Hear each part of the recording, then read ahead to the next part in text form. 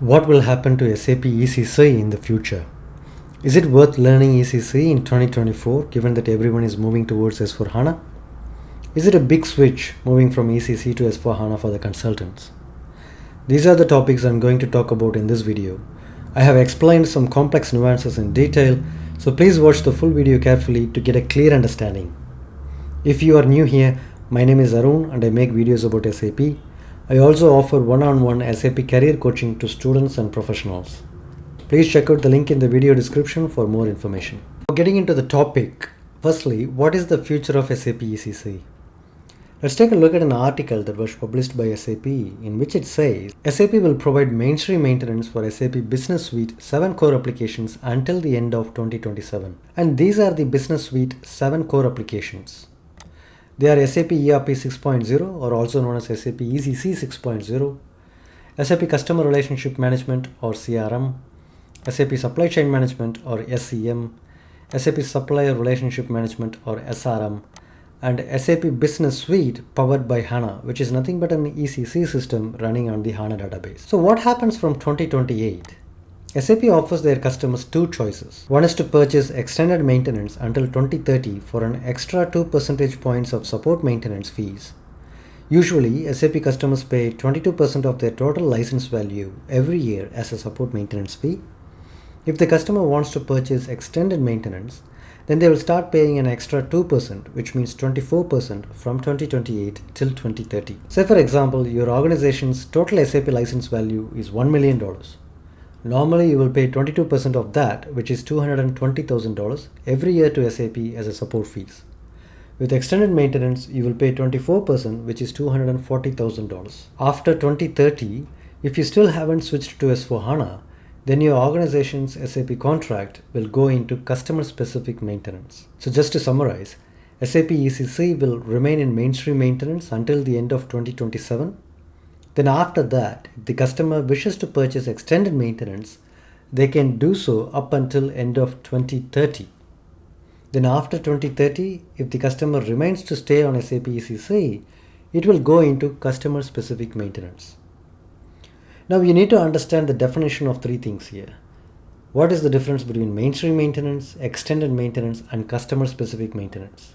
When a customer encounters an error in an SAP system, they usually create a support ticket with SAP.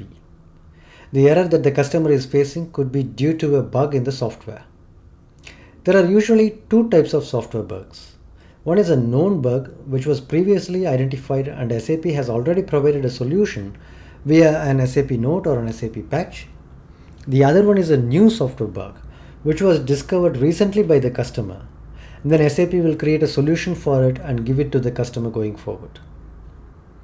Mainstream maintenance means SAP will support both new software bugs and existing software bugs in the system. Extended maintenance is also same as mainstream maintenance, but the customers will pay an extra 2% to SAP. But customer-specific maintenance means SAP will only support already known software bugs. Say for example, it is now past 2030 and your organization hasn't upgraded to S4HANA. You come across an error in ECC. You create a ticket with SAP support, and if that error was caused by a known issue and a solution already exists, then SAP will support it or they will provide the solution to you. But if it is a brand new software bug for which a solution doesn't exist already, then SAP is not obliged to create a solution for that new software bug. Is it worth learning SAP ECC in 2024? As we saw in the previous section, SAP ECC is supported by SAP at least until 2030, which is 6 years away. 6 years is a long time and anything can happen during that time.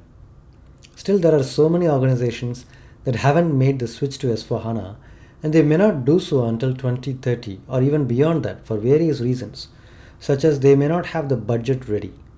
Because S4HANA implementations usually take a few months to few years depending on the size and complexity of the organization.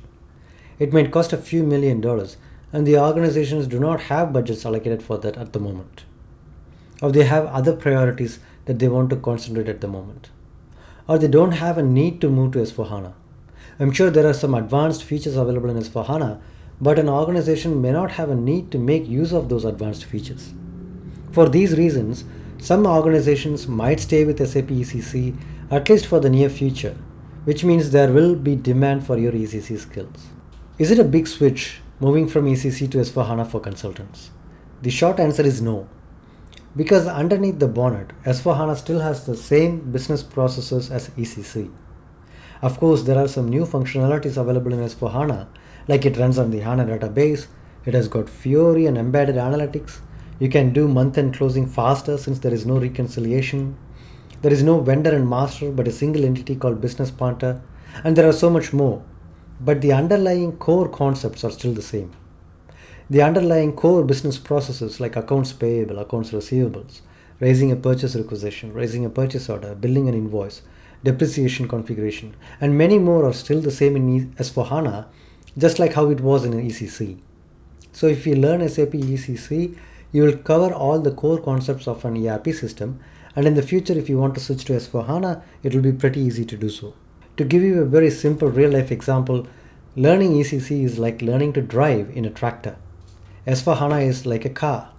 A car is of course better than a tractor, but the core driving concepts like acceleration, braking, changing gears, turning left or right is all the same whether it is a tractor or a car.